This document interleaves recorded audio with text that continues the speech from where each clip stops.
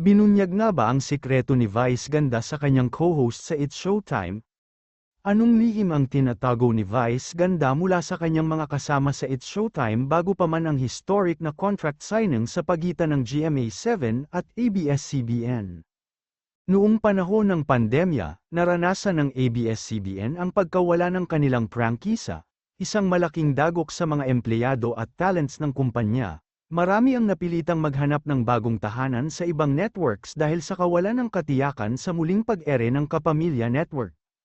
Sa kabila ng mga pagsubok, unti-unting nakabawi ang ABS-CBN sa pamamagitan ng pag-ere sa A to Z at sa huli ay sa GTV, na bahagi ng GMA7, hanggang sa ibalitang sila'y magiging bahagi na ng Kapuso Network. Naging makasaysayan ang paglipat ng It's Showtime sa GMA7, na nagbigay ng bagong simula para sa mga host nito, na masayang nagdiwang sa ginanap na contract signing.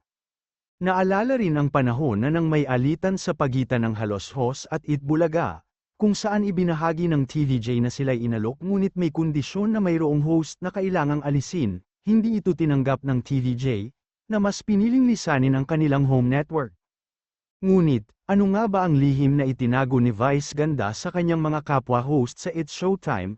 Sa kanyang pinakabagong vlog, ibinahagi ni Vice Ganda ang mga pangyayari sa likod ng eksena ng contract signing sa pagitan ng GMA Network at ABS-CBN Studio.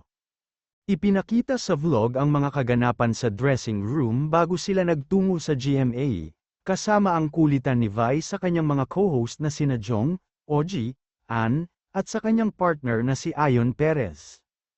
Tampok din sa vlog ang mga naganap sa mismong contract signing. Ngunit, ang pinag-usapan ng mga netizen ay ang pagdiriwang pagkatapos ng event, kung saan kinausap ni Vice si Vong, isa sa mga orihinal na host ng noontime show, at inamin na hindi nila ipinaalam ang mga negosasyon sa pagitan ng Kapamilya at Kapuso bosses. Narito ang mga pahayag ni Vong kay Vice. Imaginein mo kung alam ko lang yung alam mo, paano kaya ako makakatrabaho kaya bilib ako sayo.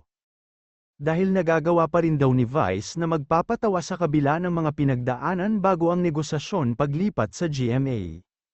Sagot naman ni Vice, kasi yung journey nito bago magkapermahan, di namin kinukwento sa kanila kasi marami siyang alon, buti pang di nila alam kasi mahirap mag-work kung marami ang nalalaman, para happy lang yung team, kaya noong nalaman nila, ay happy na rin yung result. Sa huli ay nagpasalamat si Vong kay Vice.